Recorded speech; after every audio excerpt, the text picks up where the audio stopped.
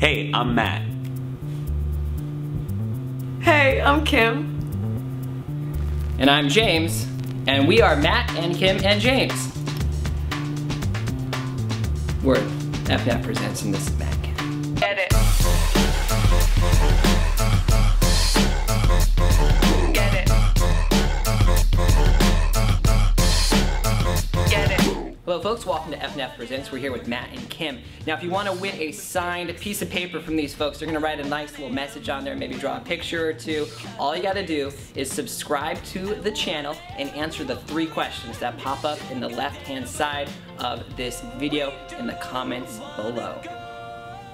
You guys just released a new album, New Glow, and the leading single off there is Get It. And in the words of Matt and Kim, what does Get It mean? What does it mean to you? I don't know, I've been comparing it.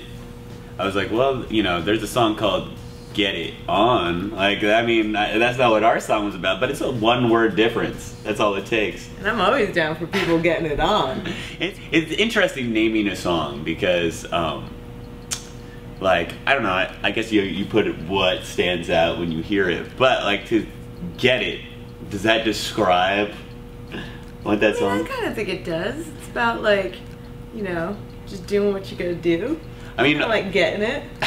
There's a lyric in that song that's actually it's just a ode to a past lyric we wrote, which goes, we all sing along, but the notes are wrong. Right. I felt like that other song, people didn't hear it enough. I thought that statement needed to be heard because it's just one of those things. Like, I feel more than ever people expect like things to be perfect. You know, dude, perfect's fucking boring.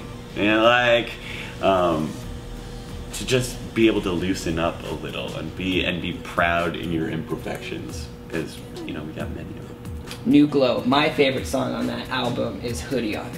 And I think it's that same mentality of, you know, I'm doing everything I'm doing with my freaking hoodie on. So don't even worry about it. Can you tell us a little bit more about the inspiration? Okay, essentially with that song, when we wrote that, we were thinking, we were like in the studio and we were just thinking about, you know, let's simplify. What's something that's very us? And Kim literally has like a hoodie that since we started this band, traveling around in an Astro minivan, playing shows, she bought this hoodie for like $7 in Greenpoint, Brooklyn, and now we're going places and we're playing like main stages at, you know, big festivals, and still wearing the same hoodie. And it just made me think it's about, you know, finding whatever small level of success or whatever that we might have and just not changing who you are as a person. Like, you know, it's like you can find successes and not have to like be, you know, you can still be that same person. Maybe it's about not growing up too. I'm forever immature, I hope. Well, I'm definitely forever. You're going down. Yeah, I'm getting younger. She's the Benjamin Button of maturity. It's just, yeah. It's going the opposite. Yeah. I like that. And you still have that hoodie to this day. Yeah, it's in the bus right now. There definitely is this, like, you only live once, so just embrace it while it's happening, tone throughout most of your songs.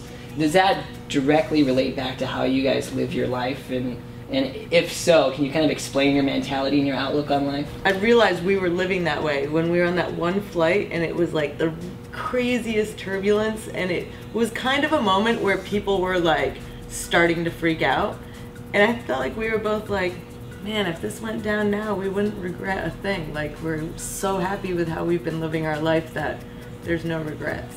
I think it all comes together for me as a fan and cameras, because you're saying cameras are for people that can't remember things. So just go out there, live life, don't worry about trying to document it all the time, and just kind of keep it within. Yeah, you go to so many functions or so many things and people are just like, just enjoy this moment. Like, but I mean, I think there's 2 ways, you know, of course plenty of people are shooting photos or videos at shows and stuff, and if they're like, man, I really just want to remember this. I want to remember this down the line. Let me just capture a little snippet of it. I fully approve that, but I do think there's a culture now of just like, hey, look where I am, or, you know, trying to, and I think maybe that there's a little disconnect to having the experience at that moment. But I don't know, I kind of actually wish we documented what we've been doing for the last however many years a little bit more, because I'm like, oh yeah, I'll remember all that. And you know, and I realized 4 years ago. I don't remember what was happening then, you know, and especially when I'm going to be retired, and I'm like, I think I would like to remember this weird life I lived, where we traveled around. The internet is out there, and we can just Google our name and we can see everything. You can find this interview here. Yeah. And hi, future me. Yeah. And I just want to say thank you in advance for posting it to your Facebook page. Thank you so much. We really appreciate it. That was cheap. I'm sorry. I loved it. Yeah, not bad. Can you kind of define internally as artists how your music and how your work has changed or evolved since, let's say, the first hit I heard from you guys, which was Let's Go, to now your other two-letter or two-word single that's come out, Get It. Can you kind of explain the evolution between then and now? Well, I mean, I feel like there's bands that, and I sort of, maybe this is mentioning what we were just talking about, that think over the course of albums. Even those two songs are actually encompass only one to the next album, but going even further back, bands who like mature through albums. And as I mentioned before, I never want to mature through I don't want like, oh, their sound's becoming more mature. I'm like, sounds like our sound's becoming more boring, if that's what you're gonna say. It's funny because if you listen to Let's Go and Get It, you'd be like, those are two very different songs. Yeah. But to me, to people who see what Matt and Kim does on stage and whatnot, which is, we touch on all sorts of genres. Really anything that makes Kim's ass shake is a genre we want to touch it.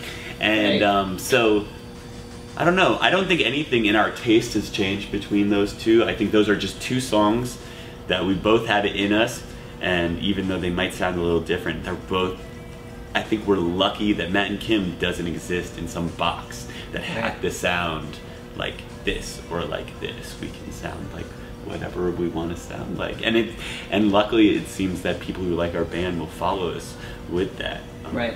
I don't know. Not every band gets that. Do people often think that Matt is the drummer?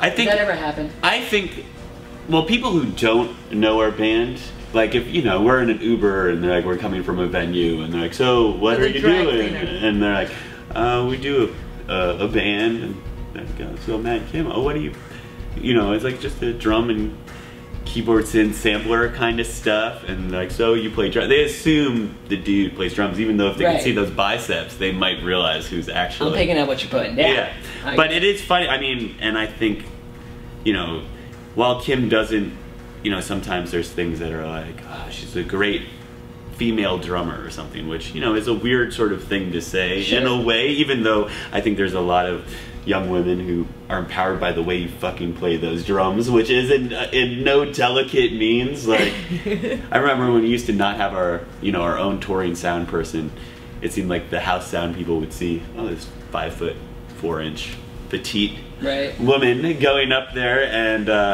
be like, okay, let's turn all the mics way up. Then she comes on. And like, whoa, bring it back down. So I can see why someone might think. Do you remember in Amsterdam there was one venue and we were getting yelled at because one of the owners were like, you're too loud. They're like, turn the drums down. And I'm like, they're not mic'd. There's no mics on them. Can't turn it down. Can't turn those things down. They're up to 11 all the time. Right. That is pretty respectable. There you go. So, well, I will let that be the finish. And thank you again, Matt and Kim, for being here. Really appreciate it. You guys were a pleasure. Make sure you subscribe to the channel. Go back, answer those 3 questions so you can win some signed swag from these folks right here. And we will see you again in the future.